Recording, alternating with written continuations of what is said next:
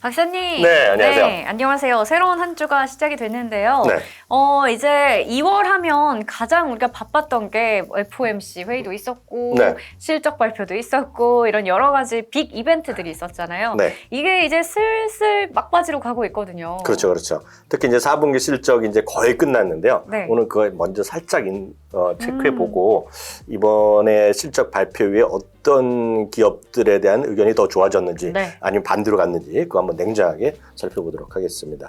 일단 실적부터 잠깐 리뷰해 보면은 네. 지난 주말까지 S&P 500 기업 중에서 400개가 넘는 기업이 발표했어요. 실제로 보면 거의 450개까지 갔기 때문에 한 90% 발표했거든요. 네. 그래서 이제 거의 끝났고요. 이번 주에 발표해드릴 게 뭐 코스트코나 월마트, 월마트 그리고 홈디포. 여러분들 많이들 좋아하시는 엔비디아 정도 엔비디아. 제외하고는 거의 네. 끝났다라고 보셔야 되겠는데요.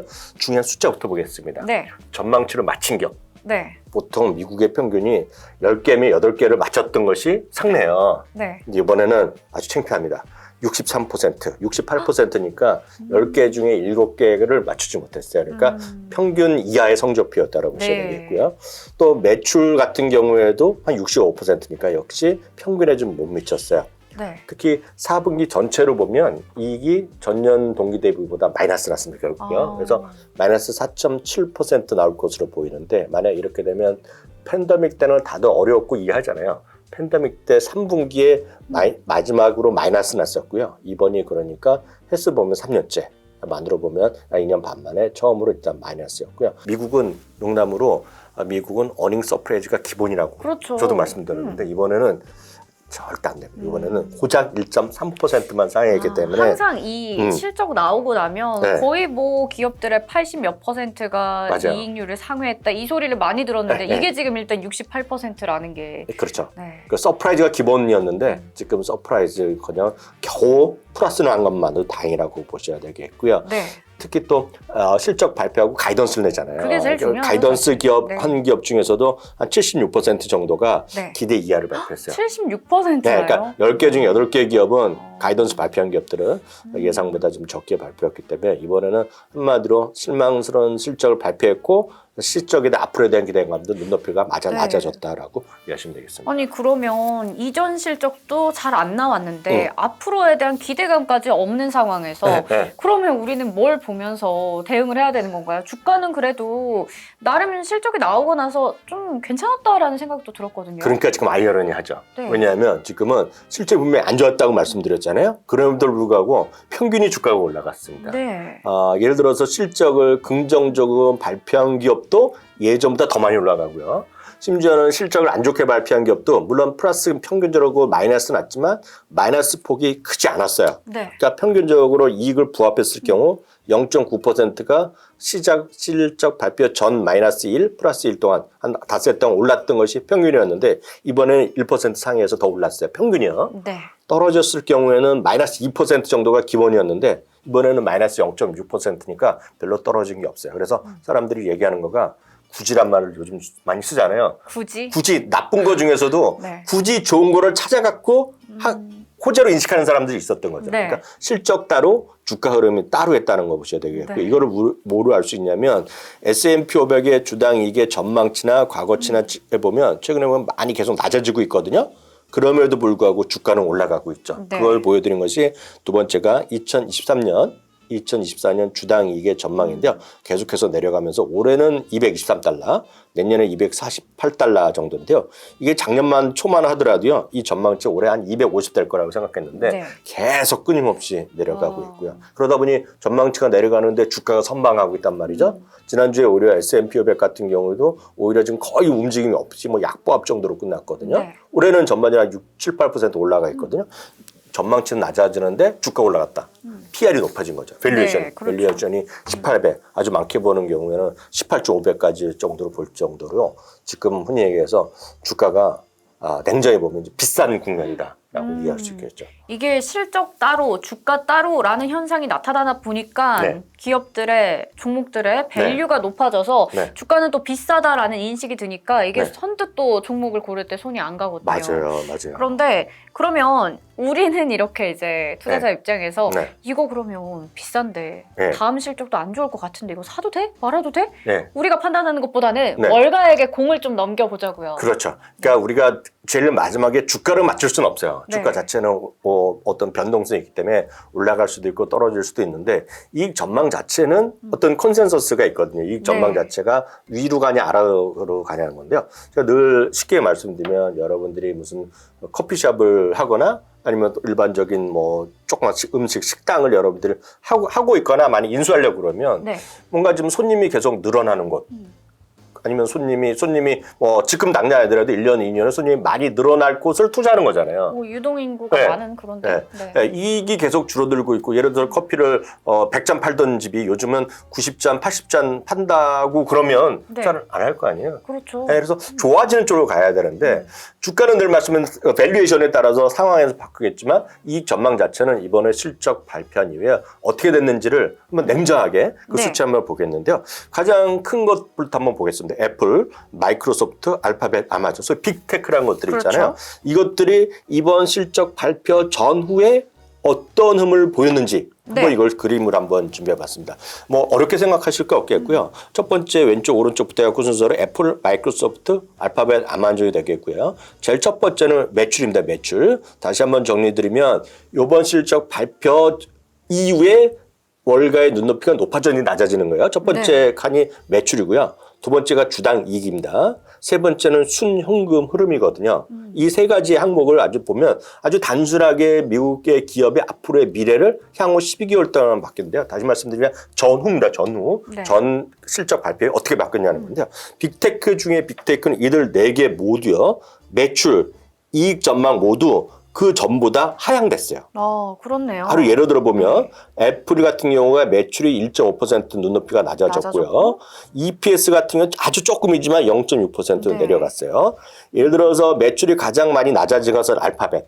어떤 기업이든 간에 가장 중요한 건 왜 영이 늘어나냐가 중요한데요. 네. 이번에 알파벳은 주가 챗 GPT도 있지만 좀 떨어졌단 말이죠. 그렇죠. 3.2% 떨어졌고요. 주당 이익은 아마존이 많이 떨어졌어요. 왜 이렇게 13. 많이 떨어졌죠? 13%나? 그건 이제 네. 이 모든 회사에서 앞으로의 전망도 가이던스도 얘기하고 애널리스트 의견을 얘기했는데 근데 경쟁이 심화되고 이런 것도 비용은 많이 들어가야 되고 그러니까 이제 주당 이익을 좀 많이 네. 했겠죠. 이건 자세한 건 이제 각자 다 찾아보셔야 되겠지만 이건 큰 틀에서의 사람들의 컨센서스라고 보셔야 되겠고요. 그럼 이제 순현금 흐름이 또 중요할 수 있어요. 특히 순현금 흐름은 그렇죠. 이제 좀 작은 기업도 중요하고 큰 기업도 중요하지만 순현금 흐름은 그나마 알파벳 같은 건 조금 늘어나고 좀 비슷하지만 아마존은 그나마 더 알파벳은 더 늘어났기 이것도 때문에 많이 늘어났네요. 선방했어요. 그렇지만 네. 실제로 보면 이 큰 틀에서 이 세 가지 항목의 4개의 기업을 보면 이번 눈높이가 좀 낮아져 있다라는 정도까지 볼 수 있을 것 같아요. 그래서 이 4개의 기업들이 결코 최근에 아주 강하지 않거든요. 그러니까 시장 대비 이렇게 선방하고 있다고 볼 수는 없어요. 그렇지만 이런 것들의 흐름에서 이해하실 수 있을 것 같고요. 최근에 올 한 해만 보면 애플 한 22% 정도 올랐고 네. 마이크로소프트, 알파벳은 상대적으로 저조하고 아마존은 최근에 또 반등을 시도했지만 전체적으로 보면 작년에 하락한 거에 비하면 아직까지 큰 재미는 없다라고 보셔야 되겠습니다. 네. 마이크로소프트, 알파벳, 아마존 모두 작년 대비 1년 전 대비면 여전히 마이너스 30% 언저리이기 때문에 아직 재미없죠. 그래서 이 근거는 아까 말씀드린 대로 이번에 실적 시즌 발표한 이후에 눈높이가 전반적으로 주요 항목이 좀 낮아졌다라고 그래서 답을 찾을 수 있을 것 같습니다. 이렇게 또 차트를 보면 연초에는 사실 진짜 잘 달렸었는데 네. 2월 들어서 실적 시즌 나오고 나서부터 이렇게 좀 빠지고 있네요. 그렇죠. 1월 말까지 네. 이런 것들이 모두 반등하다가 최근에 약간 슬로우잖아요. 맞아요. 딱 이런 것들이 눈높이가 좀 낮아졌다라는 것을 우리가 아주 시각적으로 딱 알 수 있죠. 그렇네요. 예. 네. 그런데 앞서 빅테크 종목들 4가지 확인해 봤는데 이게 4가지 중에서 뭔가 저는 왜 이 종목 안 들어있지라고 생각한 게 있었는데요. 네, 그게 바로 많은 바닥에서 많이 올라간 메타 플랫폼스랑 넷플릭스거든요. 네. 이것도 똑같은 항목으로 매출 주당의 순현금으로는 보겠는데요. 약간 다르죠. 네, 확실히 네. 다 위로 올라가 네. 있는데요. 그러니까 네. 많건 적건 그런 건 뭐 차치하고요. 매출도 실적 발표 이전 대비 이후에 1.3% 올라갔고 업됐고요. 네. 넷플릭스도 소폭 상승했고요. 주당이익은 메타가 10%, 넷플릭스가 5%. 그리고 순현금으로는 메타가 40%까지 늘어나는 거로 네. 그 이전 전망보다는 올라갔거든요. 그러니까 이런 것도 있고, 그러니까 그 넷플릭스도 24.7%였기 때문에 상대적으로 보면 앞선 4기업, 빅테크 중에 빅테크 4개보다 이들 두 기업은 작년에 주가 아주 큰 폭으로 떨어졌던 것들인데요. 이런 것들이 어떤 요인이 됐건 간에 결국은 매출이나 이익 전망이 상향됐고 특히 메타 플랫폼의 순현금으로의 40% 상향됐고요.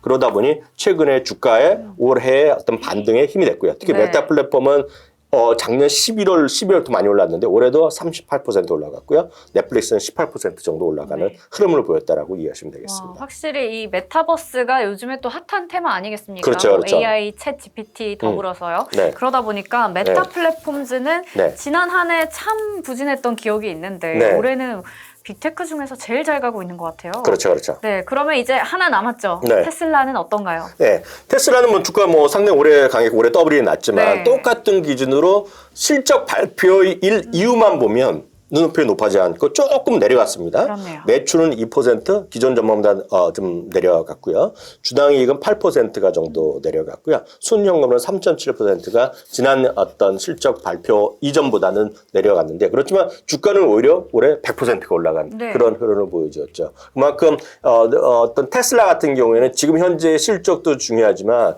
테슬라는 늘 말씀드리지만 생산을 어느 정도 캐파를 늘릴 수 있는지가 중요하거든요. 네. 왜냐하면 기본적으로 지금 테슬라는 웬만한 차는 그냥 만들기만 하면 웬만한 물론 재고도 있지만 많이 팔려나가는 분위기잖아요. 그렇죠. 네. 요즘 작년 말 기준으로 해서 계속해서 자동차 가격 내리면서 모델 Y 같은 거가 제일 많은 분들이 우리나라 시청자분들은 만약 테슬라 자동차 산다면 모델 Y를 제일 무난하게 맞아요. 좋아하시거든요. 네. 모델 Y 아시죠? 네. 그래서 모델 Y 같은 경우에는 지금 한때 재고가 지금 꽤 있다가 지금 재고가 거의 하나도 없는 수준으로 가격 인하하면서? 네. 가고 있거든요. 그러다 보니 지금은 생산의 변수이기 때문에 생산의 캐프를 계속 늘려나가는 거기 때문에 조금 밸류에이션이 다른 건 높다고 하더라도 좀 더 미래치를 갖고 올 수 있어요. 기술적으로 보면. 그래서 테슬라는 이런 거랑 크게 상관없지만 여하튼 올 한 해 향후 12개월 동안의 이익이라든가 매출 그리고 순현금으로 약간 눈높이가 낮아진 것도 사실이다라고 보시면 되겠습니다. 네. 그러면 이제 이번 주에 실적을 발표할 대망의 엔비디아 얘기를 해볼 텐데 네. 사실 대부분 반도체 기업들은 이미 실적을 냈고 그렇죠, 그렇죠. 엔비디아가 남아 있잖아요. 네네. 근데 특히 AI 반도체, AI 기반으로 한 반도체 쪽에 주목하자라는 의견들이 상당히 많이 나왔었고 네네. 거기에서 선두 주자가 맞아요. 엔비디아고 네. 이미 주가가 거의 50%가량 올랐단 맞아요. 말이죠. 네. 이제 여기서 실적만 잘 나와주면 네네. 주가 랠리를 더 받쳐줄 수 있는 상황이에요. 네, 맞습니다. 다만 네. 이제 반도체로 포함한 성장주는 작년에 워낙 많이 떨어졌고요. 엔비디아도 많이 떨어졌다가 이제 네. 바닥에서 또 더블이 난 상태 실제로 엄청나게 많이 올라왔거든요. 다만 지금 오늘 주목하는 것은 역시 이것도 향후 12개월 동안의 실적 전망의 변화치인데요. 다만 엔비디아만은 아직 엔비디아 한 두 종목은 실적이 안 나왔기 때문에 최근 들어서 업됐는지 다운됐는지만 일단 보셔야 되겠는데요. 똑같은 기준으로 보는데 몇 가지 항목을 더 만들어줘서 여러분들에서 반도체 관련 주식을 한 번에 다 그림으로 네. 보여드리겠습니다. 그래서 첫 번째가 엔비디아, 그 다음에 ASML부터 해갖고 제일 뒤에 뭐 인텔 등등 나오니까 한 10종목이 넘으니까 모든 여러분들이 알만한 주식 다 나와 있고요. 순서는 작년 말 이후에 4분기의 주가 등락률, 그리고 말씀드렸던 매출의 요번에 변화 여부, 그리고 이익 증가율의 변화 여부, 그리고 PE 레이쇼, 그 밸류에이션이 되겠고요. 다음은 시가총액까지 한 번에 보여드린 그림이니까 여러분 딱 이해하시면 될 것 같은데요.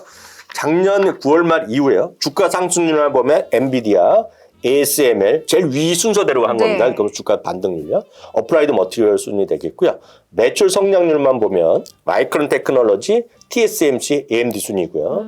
주당 이익의 성장률을 보면 인텔, 마이크로 테크놀로지, AMD, 엔비디아고요. 네. 24년 실적 대비 PR을 보면 퀄컴이 가장 낮고 그다음에 브로드컴, NXP라고 보시면 될 것 같아요. 그래서 이거는 그냥 객관적인 여러분들 비교하시라고 딱 만들어 놓은 거가 되겠고요. 네. 물론 종목별로 다 다르겠지만 이번 그 엔비디아의 실적 자체로 보면 이번 분기에 너무 큰 기대를 할 건 없어 보입니다. 다만 큰 틀에서 보면 지금의 어떤 반도체 어떤 주가 상승의 드라이버는 누가 뭐래도 맞아요. AI잖아요. AI. AI죠. 어떤 밸류에이션에 대한 부담은 다 있지만 그런 어떤 시장의 어떤 트렌드에 따라서 움직이는 거 보셔야 되겠고요. 이 안에서 말씀드렸던 매출 성장률이나 주다익 성장률 그리고 최근에 PR까지 봤을 때 제가 관심 종목을 여기서 한 3개 정도 뽑아봤어요. 네. 이 반도체주 중에서 이건 내 피셜로 제가 뽑은 겁니다. 네. 그나마 많은 분들이 좀 공감할 수 있는 거는 첫 번째는 AMD고요. AMD. 아까 말씀드린 그 서너 가지 기준 중에서 상당히 그나마 좀 편안한 거로 뽑은 게 네. AMD가 되겠고요. 두 번째는 반도체뿐만 아니라 전 세계 갑 중의 갑이라는. 네, 이 앞에 가면 삼성전자도 의뢰된다는 ASML요. ASML을 전 두 번째로 뽑았고요. 역시 엔비디아는 주가가 최근에 많이 올라갔고 밸류에이션은 부담이 커져 있지만 그래도 엔비디아.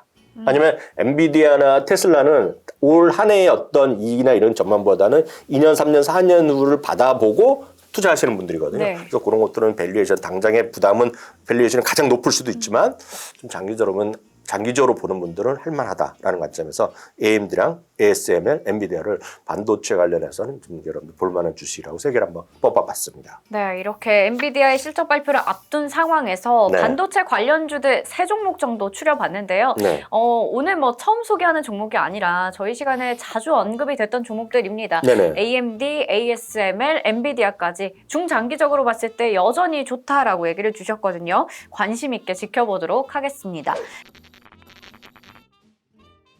그리고 이제 저희의 수익률 대결 네. 결과를 얘기를 드리겠습니다. 장안의 화제죠. 네. 저는 왜 이게 주객이 전도가 되면 안 되는데 네. 왜 이 시간이 더 재밌는지 모르겠어요. 많은 분들이 이런 거죠. 네. 그냥 저 이학년 박사 네. 이 친구보다 김수종 앵커가 이기길 원하는 사람들이 대부분이죠. 맞아요. 그런 거죠. 제 편이 많습니다. 맞아요. 네, 제가 일단은 요건 어떻게 결과를 됐어요? 얘기해 드릴게요. 우버를 하셨잖아요. 저 우버. 네. 우버가 0.8% 네. 플러스고요. 네. 쿠팡은 0.4% 플러스예요. 그래요? 일단은 저는 네. 쿠팡이 네. 마이너스가 안 난 것만으로도 다행이다라는 쿠팡이 처음에 좀 올라가는 것 같던데 네. 많이 떨어졌나 봐요. 끝까지 끌고 가지 못한 것 같아요. 힘이 좀 부족했네요. 네. 네, 하지만 뭐 단기적인 관점에서 얘기 드린 게 아니라 네. 길게 보자라는 입장에서 얘기 드렸으니까요. 네. 일단은 만족합니다. 그러면 제가 이제 다시 한번 도전하겠습니다. 네. 저 오늘 진짜로 열심히 준비했거든요. 네. 오늘은 이 사진도 같이 좀 띄워주셔야 돼요. 네. 제가 어떤 흥미로운 기사를 봤는데요. 네. 요즘 MZ세대들 사이에서 네. 미국에서 이게 네. 굉장히 핫하다라고 합니다. 네. 웨딩 크록스라고 하는데요. 웨딩 크록스요. 네, 웨딩 크록스, 뭐 크록스 웨딩 검색하시면 나와요. 네. 사실 크록스는 계절에 상관없잖아요, 진짜. 그렇죠. 네. 뭐 여름에는 여름대로 너무 잘 신게 되고 겨울에는 털 달린 제품들 나오죠. 맞아요. 그리고 뭐 약간 테마와 접목해서 맞아요. 명품이랑도 콜라보도 많이 하고 발렌시아가 이런 거. 맞아요. 네. 그런 것들이 많은데 지금은 또 이 웨딩 쪽으로 인기가 네. 많다고 해요. 크록스가 보면 올해 들어서만 이미 주가가 23% 정도 올랐고 네. 최고가 부근에 있습니다. 네. 크록스 주가가 131달러 정도 하거든요. 찾아봤죠. 네. 근데 보통 크록스 그냥 기본 아이템 네. 사려고 하면 네. 한 34달러 정도, 네. 한 뭐 4만 원 네. 선에서 살 수가 있는데 네. 이 웨딩 크록스는 사진 보세요. 여기 네. 막 큐빅이 박혀 있고 네. 반짝반짝 예쁘게 장식을 해놓으니까 네. 이게 300달러 이상에서 거래가 됩니다. 오. 메시 같은 데서 그렇고요. 네. 이런 거 보면 10배나 더 음. 주고도 산다라는 거죠. 네. 웨딩드레스 밑에 크록스 상상해 보셨습니까? 저는 좀 알죠. 알고 제가 네. 사실 미국 주식의 답이다 책을 여러 번 썼잖아요. 네. 2018년 19년 판에 딱 크록스를 넣어갖고 히트 쳤죠. 7배 올라갔어요. 네. 그때 좀 나름 인기를 끌었었다가 재작년 작년에 또 엄청 떨어져서 또 그만큼 욕을 또 엄청 먹었고. 그쵸. 네, 근데 최근에 좀 반등을 하고 있죠. 네, 아니 이게 진짜 크록스는 인기가 식을 줄 모르는 데다가 네. 계속해서 뭔가 유행을 창조해 나간다라는 느낌이 들어서 맞아요. 이게 또 잘 팔리면 실적으로 이어질 거니까요. 네. 저는 오늘은 크록스, 이번 주는 크록스 한번 추천해 보겠습니다. 저도 오늘 그러면 신는 회사 이름은 데크로스 아웃도어입니다. 아, 네, 심볼은 DECK예요. 어그 네, 어그인데 그 편한 운동화인데 네, 어그 아시죠? 알죠. 어그가 2000년대 초반에 네. 전 세계 강풍을 일었어요. 네, 근데 그 이후에 약간 슬로우가 있었어요. 네. 네, 그 어그가. 왜냐하면 수많은 이제 카피 제품이 나온 거죠. 그래서 근데 한참 그러니까 줄어들었던 것도 사실인데요. 그게 한 7, 8년부터 새로운 브랜드가 하나 튀어나옵니다. 이게 호카예요, 호카. 호카라는 이제 운동화 러닝 슈즈 브랜드가 있는데요. 호카 브랜드인데요. 호카가 매년 7, 80%씩 성장합니다. 그래갖고 빠르면 올해 내년 정도 되면 호카 브랜드가 어그보다도 이겨요. 그 매출이 늘어나는데 그래 호카 워낙 잘 나가는 틈에 앞서 이제 MZ 세대가 지금 크록스라고 얘기하셨는데 네. 또 하나 요즘 뜨는 브랜드가 어그가 20년 만에 부활했다는 겁니다 지금. 어그도 부활했어요. 그 전 세계에서 네. 인스타 팔로워가 3번째 안에 들은 친구가 혹시 아세요? 카일리 제너. 맞아요. 어떻게 아셨어요? 왜냐면 저는 네. 어그 얘기하면서 딱 들었던 게 네. 그 어그를 제가 사고 싶어서 검색을 했었는데 네. 신은 걸 봤었어요, 사진을. 네. 네. 그래서 그분이 언니랑 같이 활동을 하잖아요. 근데 그분이 이제 화장품 라인도 하고 그래서 지금 보면 그 나이 또래에서 전 세계에서 가장 가치가 있는 친구 중에 하나인데 하여튼 그걸 통해서 Z세대가 엄청나게 지금 다시 어그에 몰리고 네, 있는 거예요. 그래서 맞아요. 그게 핫하거든요. 그래서 그게 호카도 잘 되는 데다가 어그까지 잘 되는 분위기거든요, 지금. 이걸로 갔어야 했나?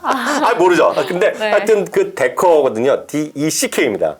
DECK 주가는 400달러 초반이라서 네. 이게 워낙 작년 하반기에 엄청 올랐어요. 그러다가 최근에 쉬고 있는데 요즘 또 유행하는 그들이 만든 또 용어 중에 하나가 패션 유어 시트벨트예요.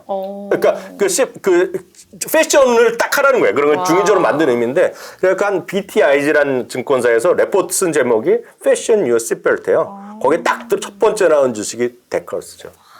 이거 제가 못 이기겠어요? 아니에요. 근데 데커스는 많이 올랐고 쉬었는데 지금은 말씀하셨던 크록스는 네. 작년 워낙 떨어졌기 때문에 한번 해볼 만하죠.